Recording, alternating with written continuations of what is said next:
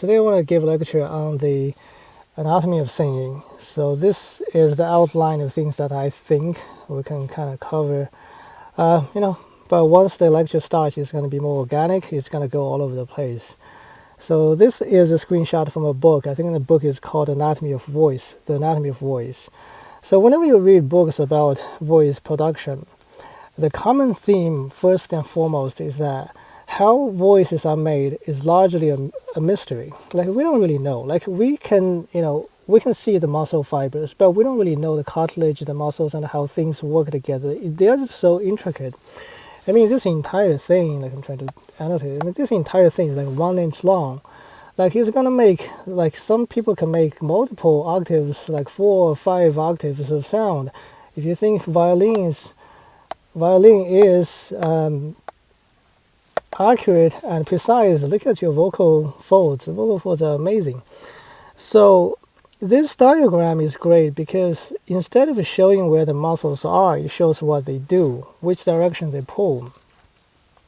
And previously, we talked about a lot of things, but we never got into the anatomy. I actually really wanted to, give this lecture for a couple of years, but I was hoping to make a 3D model so I can point to things. But this is the second best thing. Okay, so previously, if you remember, like in some of the lectures we said about this. This is association. This is not a causation. So we said that this I thing, the lower it is, the higher the pitch. But this is not a causation. The lowering of airflow doesn't cause higher pitch, but it's always associated to higher the pitch. And this is a really good tool because it helps you memorize and somehow classify different techniques to produce a higher pitch. So just to revisit that, first thing is zipping, second is stretching, and then it's less air pressure. Air pressure has a little bit more to say. The thing with zipping, I guess it's easier, right? I mean, now we have the diagram like this. Well, now you see the length of the vocal folds. It's like this long. When you make sounds, basically what happens is that those little purple things, they pull it together. They pull the two vocal folds together and they vibrate. And the reason they can vibrate is because there's air flowing from your diaphragm from underneath and it blows it to vibration. And when you zip your vocal folds, what it does is that instead of being this long, it's only this long. So now the vibration medium is shortened. When it's shortened, what it does is that the pitch is higher. It's easier to understand the zipping mechanism. And zipping is done by this blue sensitive muscle, transverse arytenoid, this one. And the second one is stretching. This is the difference between traditional singing and what I have been talking about. So traditional singing uses this one. This one, it really does two things. Firstly, it relaxes the muscle and it modulates speech. It relaxes muscle, but also it compresses it together. When it compresses together, it's more controlled. So in traditional singing, they always use this one. And I remember back in the days in speech level singing, many of you guys are familiar with the speech level singing. There's an exercise I remember. It's from vocal fry to a head voice. And that's kind of I think it's a technique, it's an exercise that you use to find your head voice, is that you start with a vocal fry and you glide your pitch up and you get to your head voice. And the reason that works is that both vocal fry and head voice engages this thing. This thing relaxes and regulates your voice. But the problem with this thing is that it doesn't work with this, because this one pulls this direction, this one pulls this direction. What happens is injury. Well, in fact, I had injury today. I had hundreds of them through the past 2 decades. Because today I was preparing for this lecture and I forgot something. Wait, can you do cricothyroid while you do the pharyngeal resonance? Can you do that together? So I put this stretching cricothyroid really high and I added a little bit of pharyngeal resonance and a little more pharyngeal resonance until a slight injury occurred. And that's how the learning of the voice production works. So this thing, thyroarytenoid, this one is responsible of compressing the vocal cords together. It makes it relaxed, but you can compress it to make the zipping more controlled. This blue arrow, this pair of blue arrows, they are in charge of zipping. And in traditional singing, you do zip. They call it SLS. In the speech level singing, you do zip. That's not what we do here. When you compress this and then you zip, it's controlled. So the benefit of being controlled is that the pitch is steady and stable. But if you pull this instead of this, these two, they go against each other. You can only do one or the other. This is a traditional singing. This is what we have been talking about, which we haven't found a name for. You can only do one or another. If you do two, they actually fight and they actually cause damage. And the benefit of this is that the pitch is precise and stable, because when you compress this together, it's easier to zip, and the zipping can be fixed in position. But on the contrary, if you drag this on, this causes effort. This is a muscle. It causes effort. You have to like pull on this one, but you have to pull with the same amount of force, and you have to have the stability of the control to keep this amount of stretching constant. And that's very hard to do. So some of the great singers that they use this technique because this creates more variation in timbre. When you stretch, you can stretch this far, you can stretch this far or this far. Each one creates a different timbre. So you have infinite amount of timbre to choose from. There's a real dynamic of the type of sound that you make. And it really liberates the type of sound you can make. But the problem is that the constancy of this stretching is difficult to maintain. So some of the great singers, they have pitch problems, but that's not really a problem because it's really a trade-off. It is trading stability of pitch with timbre. VS versus timbre. So this is the primary difference between the whole thing that we have been talking about and the traditional SLS or conventional traditional singing. And just to revisit some of the points that we made before, singing is a new art. Well, you might say, since the dawn of humanity, people have been making sounds and singing on campfire. Yes, but here's the thing: in the past couple hundred years, as long as performance comes to be, there has always been a problem of projection. In order to project your sound, what you have to do, you have to engage something called a pharyngeal resonance. Pharyngeal resonance is the Bugs Bunny sound. It's the sound. It's loud, it's obnoxious, it's unnatural, but it's effortless and it's freaking loud. So if you want to project sound to the end of the hole, you have to use pharyngeal resonance. But pharyngeal resonance is obnoxious. So what people developed, the skill people developed, is that you physically lower your larynx. So it balances out that obnoxiousness of the pharyngeal resonance and creates something called a mix. This is the culprit. We don't like this, but we sometimes like this. They have its places. And conventional singing, you have to have pharyngeal resonance. And pharyngeal resonance is not compatible with this. How do I know? Because today I verified it. And that caused a minor injury. It's not compatible with stretching. Well, also, pharyngeal resonance necessitates this. So this and this doesn't happen together. This one is responsible for stretching, as you can see. This one is responsible for compressing the vocal cords from both directions to keep it constant in length and controlled. So when you stretch, you get higher pitch, but you get less controlled pitch. And that's the main difference between conventional singing and what we have been talking about this whole time. Let's move on to look at this thing, this transverse arytenoid. This is the zipping muscle. So it zips the vocal cords. So let's say if your vocal cords is like this shape, if you zip it, it becomes this shape. So now this length is shorter than this one. So what happens is that when the vibration medium, when the length is shortened, what happens is that this pitch is going to be higher. So that's how you increase the pitch of sound. And this happens in both traditional singing, speech level singing, and what we have been talking about.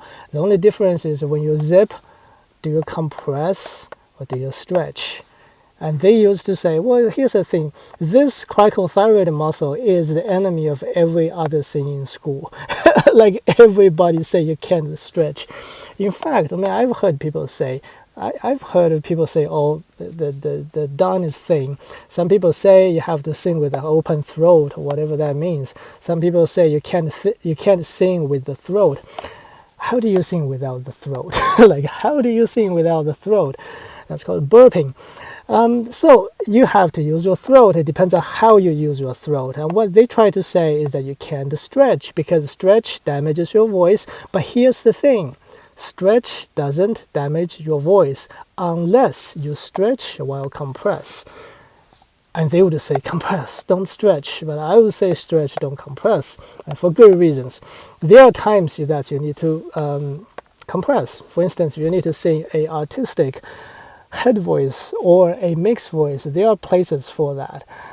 Then you would actually compress instead of stretch. But here's the thing, stretching sounds so dangerous. It sounds like so dangerous. But here's the thing, I have never been injured. My vocal cords have never been injured because I stretch my vocal cords. Because your body knows your limit. You can, okay, how do you stretch your arm to endanger your own arm? You can't, unless some other things are pulling on it. Like, there's no way that you can stretch your arm unilaterally and damage your arm. You can't damage your vocal cord just because you stretched. You can only damage because you stretch and then you compress this way at the same time, and this is the problem. You can do one at a time. And okay, so then second, that's what we looked at this one. This is the zipping muscle responsible for zipping. And after that, you know, conventionally, we actually, not conventionally, but previously we talked about this air pressure thing. Air pressure is not controlled by vocal muscles. It's controlled by diaphragm. But when the air comes out of it, it gets a little tricky because what we were trying to say is that this is the thickness of the vocal folds. The thicker it is, the lower the pitch. I don't think any question, right? If you have guitar have 6 strings, the thinnest one is always the highest pitch. So even though the physical thickness of this cartilage, this muscle, vocal muscle, this cartilage is the same, you don't have to engage the same. This is the thickness of this cartilage, for instance, but you have option to engage only this much. Then the pitch will go higher. And how do you engage only this much? Less air coming out of it. But less air coming out of the diaphragm. But it's not just that less air, because sometimes you might have a lot of air coming out of it, but you can still remain this thin. And that's something, it's called a air engagement rate. It's a term that I made up. It means you can have a lot of air coming out of it, but only a small portion of it engages with this vocal folds. And why would you do something like that? Well, because this air actually creates a silkiness of the sound. It's soft, it's, you know, it's airy. It sounds kind of like a falsetto, but it's not a falsetto because falsetto actually involves this muscle. So it's sometimes you want to artistically create that kind of airy, silky sound. That's when you blow a lot of air, but you waste it. You only engage a thin portion of the vocal folds with the air. So even though the air has a lot of coming out of it, only a small portion is engaged in the production of sound. So then that's the anatomic version of what we talked before about the air pressure. Let's just see this air pressure thing as the engaged air. So less air pressure, thinner vibration medium, that's about right. And this one, it's important to look at this, know that this is association. This is not causation. So when we say, well, the vocal cords hole gets smaller, or the hole gets stretched thin, or thin, that's misspelling. It's not thin. And well, yes, the hole gets smaller, but the pitch go high doesn't because it's not because the hole gets smaller. It's because the tension of the vocal folds increased. So that's what caused the pitch to go high. It's not because the hole that's formed by these two vocal folds actually reduced. So this is association, not causation. But it's not pseudoscience either, because in the world of singing there are too many pseudosciences. How do I remove this thing? Oh my god, my OCD is not going to live with this. Anyways, just let's cross it out. Alright, so that is the formula. It's a very useful structure for us to remember all the techniques that we can deploy just with this. And the lower the I, the lower the airflow, the higher the pitch. And so we briefly looked at SLS and traditional singing versus this new method of singing, which we don't have a name yet. Maybe you come up with a name. Voice injury, we cover this. It's because this muscle pull this way and this muscle pull this way. Everybody says, don't pull this because you need this. I say, you need this, you don't need this. And, because microphone and compressors, they're invented only like 100, 150 years or so. So after the invention of microphone, what it does is that you don't have to project the sound anymore. You can talk in a very low volume. And guess what volume is related to? Volume is related to this, to your air pressure. So now you can have a very light air pressure and still make good timbre. And the microphone is going to do its job to project your sound. So you can afford to do shit like this. And this, now let's see where we are. Okay, we've done this, we've done this, we've done this. The difference, okay. Why a chest voice based sound is more attractive. Let's look at the attractiveness of sound, the aesthetics of sound. So firstly, there's a normality in a chest voice, because when we speak like I'm speaking to you, I'm using my chest voice. Some languages, some Asian languages, but also American accent has a more pharyngeal based accent. That's why we sound disingenuous, because we use a pharyngeal. It's like Bugs Bunny sound. A genuine sound you would talk with your grandchildren is a chest voice based sound. It's genuine and it has dynamics of timbre, variation of timbre. You can control this timbre to produce all kinds of qualities of sounds. And look at this, what is this? This is a jagged line, and that's the next point, overtone. What is overtone? When you play a note like a D, you don't just play a D, you play another D, an octave higher, and then you play something else. You play an A, and then you play an F sharp. You didn't play it, but it's automatic. When you play this low note, this one, this one, this one, and this one, there's like a bunch of them are being sounded, and the lower the note, the more overtone there is. But the thing with the overtone is that it has to do with your timbre. It has to do with the shape, well, not the shape, the jaggedness of this line. This is a synthesizer line. It's pristine, it's clean, and it doesn't have a lot of vibration. It doesn't have a lot of jaggedness. So the synthesizer sound is pristine. It's woo. It doesn't have a lot of overtone. It's clean. It's good when you study pitch. But let's say if you have a distorted guitar, or just like a natural string guitar, a steel string guitar, your line would look something like this. It would look like it would have jaggedness on it. It's still a waveform. It still has frequency. It still has amplitude. It still has amplitude. It still does amplitude. It still does its voice thing. But because of this jaggedness, what it does is that it creates different pitches. It creates this pitch or this pitch. So when you play this main sound, you play a bunch of other sounds with it. And the reason you play a bunch of other sounds with it is precisely because the jaggedness of this line. You have to have this kind of jaggedness, this kind of unevenness. That is the sound of guitar. You know what the difference between a guitar and a piano? A piano sound is cleaner. A guitar sound, especially a distorted guitar, is wild. It's like this, like a rock and roll. So yeah, and this is the jagged line. So when you play guitar, do you know why guitar is considered cooler than piano? Because you can play a note, maybe two notes. You can play this note, and that's it. And these two notes is gonna create 10 different notes, or maybe 12 different notes, because it has a lot of overtones. So it's simple. You can play this, and then you all of a sudden have 12 notes. But for piano, you actually have to play 12 notes. But the problem is that in guitar, if you want to dictate exactly what note you played, you can't depend on overtone. Instead, you need to actually shave off some of the overtone so that you have a more pristine lines. You can control which exact notes are played rather than depending on overtone. And when it comes to singing, singing, in pop music and whatnot, it is the lead voice. In rock music, pop music, you want to have overtone. You don't want it to sound like a synthesizer, like ooh. You don't want that sound. You want to have a rich overtone sound. I mean, sometimes it's not even enough. You actually have a different vocal line to support this line. You want to have it rich and rich of overtone. So why am I talking about this? Well, guess what? Chest voice based sound, even the same note, has a more jagged wave line.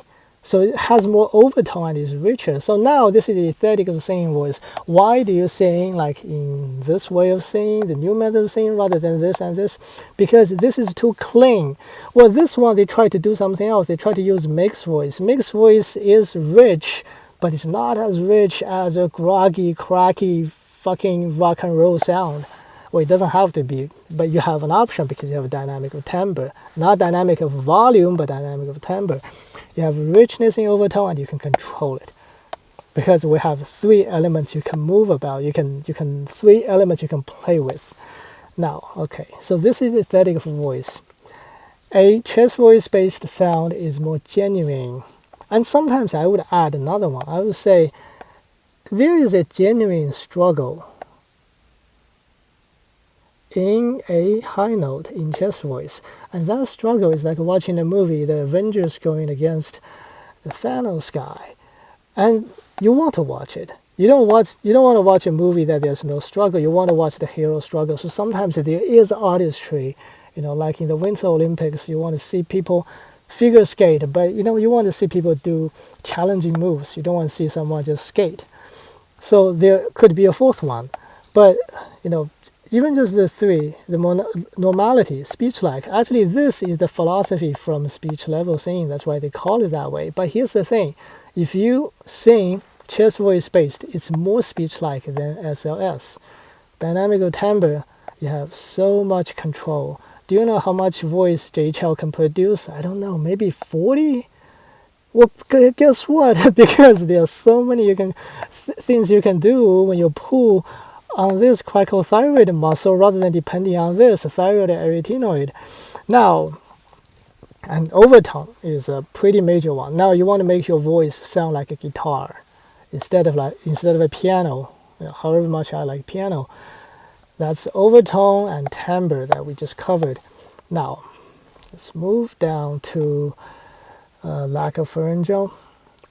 Yeah, lack of pharyngeal is also a advantage because the pharyngeal voice sounds like Bugs Bunny. It's not genuine. It sounds cartoonish. It sounds disingenuous. And this pharyngeal resonance necessitates this thyroid arytenoid, which is the one that pulls the vocal cords back. So, like when the performance art becomes a thing, vocal performance becomes a thing, you must use, as we just said, you must use pharyngeal resonance to project sound. If this is a done deal, if this is immutable, if this is set, you can't use this period. Whatever high note you have to do, you must work with this, and this is have to be a no-no. But it changed when microphone is invented, and we're late. When microphone is invented, you can be as light as you want.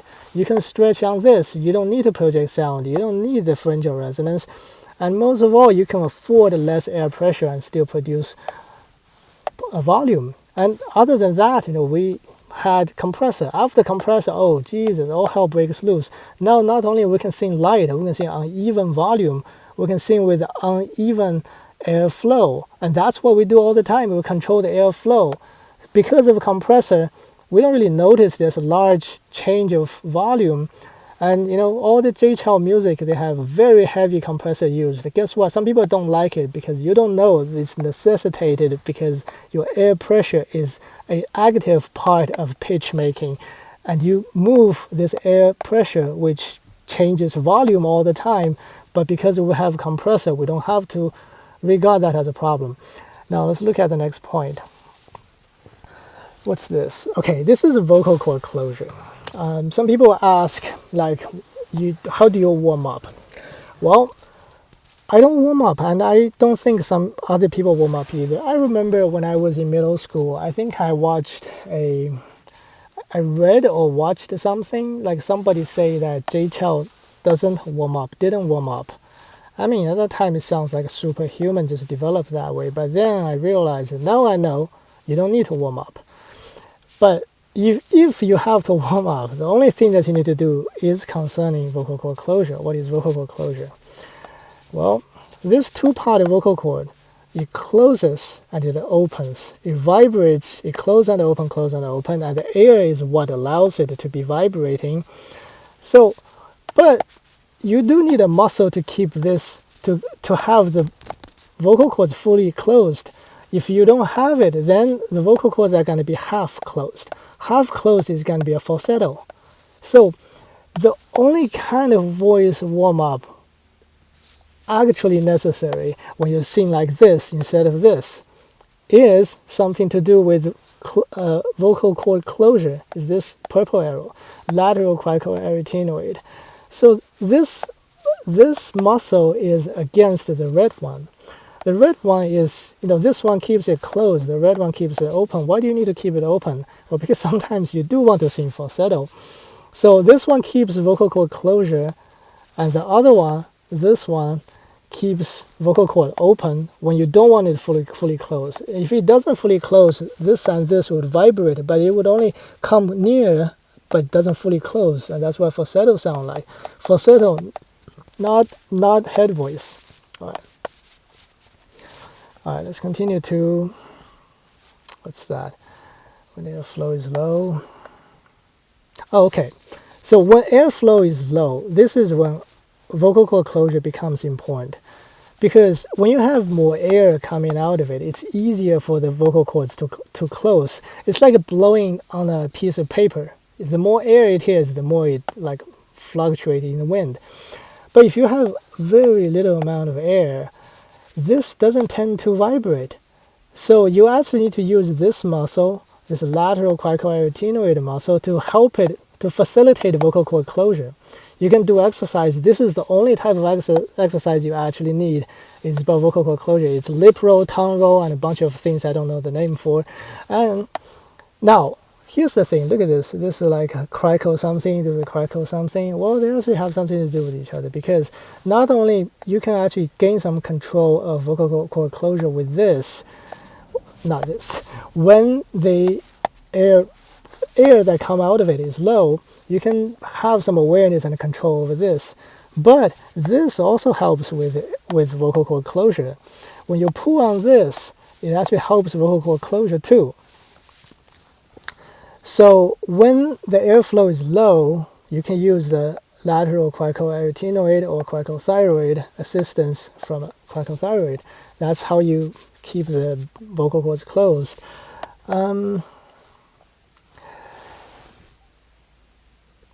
Yeah, that's about it, because I was thinking another scenario, like when you sing very light, the note is not very high, but the air is extremely sparse. You also need to pay more attention on this and just have like a more deliberate vocal cord closure. So anytime the airflow is low. And then the falsetto thing, the muscle that allows falsetto is the opposite of this one, but it's the posterior cricoarytenoid muscle. This one keeps the vocal cord half closed, half open. So it prevents it from fully closed. It's the opposite of the one that facilitates the vocal cord closure. And the next one, let's look at this. Okay, those are the skills, the techniques to create a high note. But this one, air volume, air pressure, the challenge of it is to keep vocal cord closed. And sometimes you actually relinquish this, you actually forego this. And that particularly because, for instance, if you need to sustain a note, if you need to sustain a high-pitched note, like an A is not difficult to sing at all, unless you want to sing an A that's brief and punchy or sustained. So yesterday I did a harmony analysis of that song, Shanghai 1943. That song in the end, the last note of the verse is A. And that A is not high. But if you want to sing it full, then it's difficult. Then you can't use low air pressure. You have to depend on zip and stretch. And you add air in spite that it counterproduces higher pitch to cause lower pitch. But you have to use this in order to sustain that forceful timbre. That's what I'm talking about when you say dynamic of timbre, is that you have options. You can sacrifice each one of those to create different timbre and to keep the pitch high depending on the other, or just one. A lot of times, a lot of skills, a lot of songs, basically, you keep the position of the zipping, you also keep the position of stretch, and the entire song's modulation of pitch is controlled by volume. It's everywhere. Actually, yesterday that song, Shanghai 1943, the entire chorus is controlled by airflow. This and this is fixed. Okay. And so those are the three things that we talked about in some of the other videos. And there are a few other tricks that I mentioned briefly. This one, what's this muscle? This is your neck muscle. This is the muscle on the front of your neck. When you tilt your neck, or let me see how I can describe it to you. If your corner of your mouth is downward, and you keep pulling it down, just the corner of your mouth, you're going to feel that this is your neck. There are two, like this side and this side, there are two pieces of muscle. They're not actually a strip of muscle. They're actually like a flap of muscle, like around the frontal part of your neck.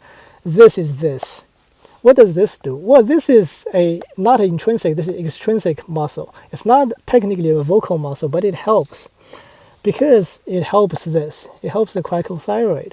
Cricothyroid pulls outward and pulls downward. But this muscle, or here, actually helps, assists slightly, ever so slightly. It probably gives you another 1 or 2 notes max. But it does have a little bit of assistive function to the cricothyroid for the stretching part of it. That's when you tilt your head. Other than tilting your head, sometimes if you open your mouth really wide, it does engage this a little bit too. Now, this thing, I don't think I've talked about this. I don't have a name for a lot of things I'm talking about. This is what I call pseudo mix. Okay, so let's draw. How do I draw this? Okay, I'm going to draw a person. So this is a person. Oh, Jesus. Okay, this is a person. This is a nose. Okay, don't fuck this up. Okay, this is a person. This is the head. Okay, that doesn't matter. Okay, so nose part.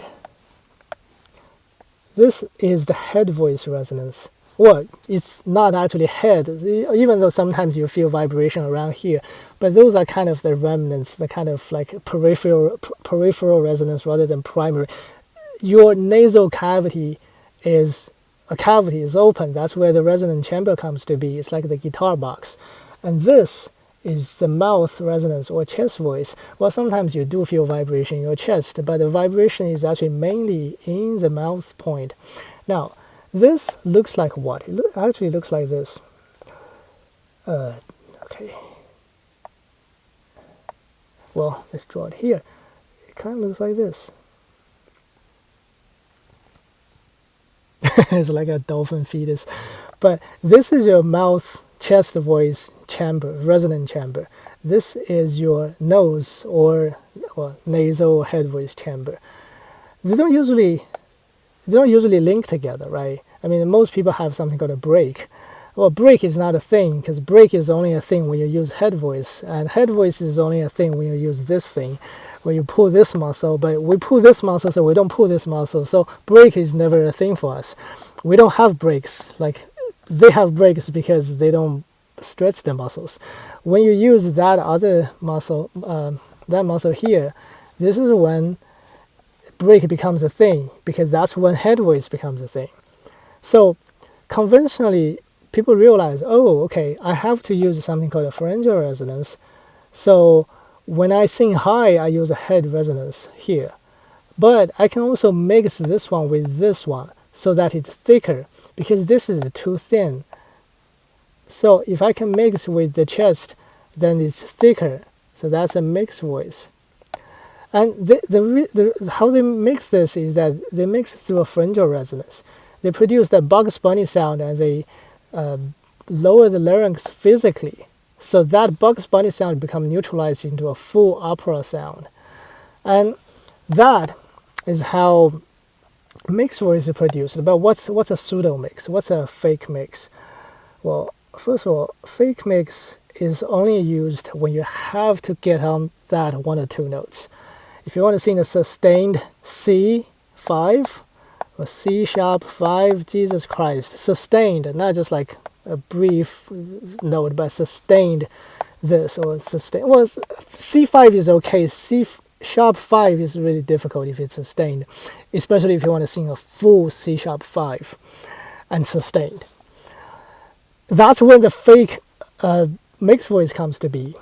So typically, I mean, the way that we sing, we use the cricothyroid muscle to stretch. We don't use this. We don't use the head voice part, and we definitely don't use pharyngeal resonance. But if we really have to get to this and sustain it, it's really difficult not to use any part of the head voice resonance. But our skill don't allow us to do, and we don't want it, because if we use mix, the timbre would sound like a mix, and the mixed timbre is kind of a cop out. It doesn't sound good. It sounds like, well, you really know how to sing, but yeah, you really know how to sing, but let me do something else. Like, it's not enjoyable. It's, it sounds professional, but it's not as enjoyable as not using mix. Mix is something that impresses people, but don't entertain people as much. Here, if you can increase this resonant chamber size to about here, you still, well, first of all, you can't really move this. This is like your cartilage or something. It's hard material in your head. But if you can move the resonant chamber higher to this, to include some portion of the head resonance, that's a fake pseudo mix. A sign of this is when people open their mouth really wide. And if they're not doing a mixed voice, the head voice is not there. There are a portion of the head voice, the nasal chamber is part of it, is being used to produce this sound. This sound is still a chest voice based sound, but it vibrates some part of this head chamber. But again, this is not some kind of like widely used skill. I mean, frankly, only this note is sustained. Why this note sustained? Because beyond this note, it's very hard to sustain. You might just, get to a mix, get to a head voice and a mix. So if you want to sustain note, this is as high, basically, not as you can go, but as you should go. If you want to go higher than this, it's not going to sound good. So that's the thing. I don't think I talked about this before, and frankly, it's hard to describe this, and the application is very marginal. But since we're doing the presentation, might as well. If not now, when? Speaking of which, would you want to? Why would you want high air pressure? Okay, speaking of sustained note, right? Yeah, the song Shanghai, 1943. The A note is only an A4. It's not very high, but that A4 is very forceful. If you have low airflow, you can't do this note. You have to sacrificially increase your airflow in spite of that lowering your pitch, and depending on the other two factors, or even use a little bit of fake pseudo mix, to open your mouth really wide and not really engage in pharyngeal, but kind of like overreach into the resonant chamber to get that sustained A4 and to make that actually a forceful sound. So this A4 sound, A4 is not a high note, but in that song, if you know, White Windmill, it has this note, and it's repeated, and it's brief, and it's forceful. If it's not forceful, you can glide up, but because it's forceful and it has an attack, like each note, if it was a repeated A4, but it has a clean attack on the note, and the note is brief, so you can't really use a low air flow. Why? Because if you have low air pressure, low air flow, your vocal cords are not going to close. Your vocal cords are not going to close. In order to keep the vocal cords closed, you have to increase air flow. You have to sacrificially do that. And you have to depend on the zipping and the stretching. And in that case, not the pseudo mix. You have to depend on the other two factors to create the timbre and the pitch in spite of having a higher air flow.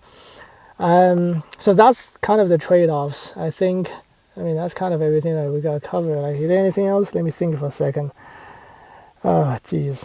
I think we covered all. I have been wanting to talk about this for a while.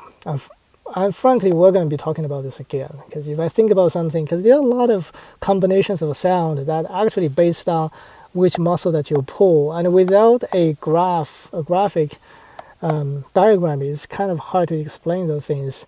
So in the past, when we say stretch, it's this cricothyroid. And importantly, injury to the voice is the conflict between this thyroarytenoid and cricothyroid. It's not by one or the other. Neither one of those would cause vocal damage, vocal injury. If you don't believe, you try to stretch your vocal cords. It doesn't damage you, it doesn't injure you unless you start to pull the other way. In fact, this is way more dangerous. Because when humans speak in a natural, conversational manner, we use this. We don't use this, okay? That means everybody is accustomed to use cricothyroid to speak, to modulate pitch. And all of a sudden, when you sing, you got to do something really counter habitual. Instead of using this, which you always have been, you need to do the opposite.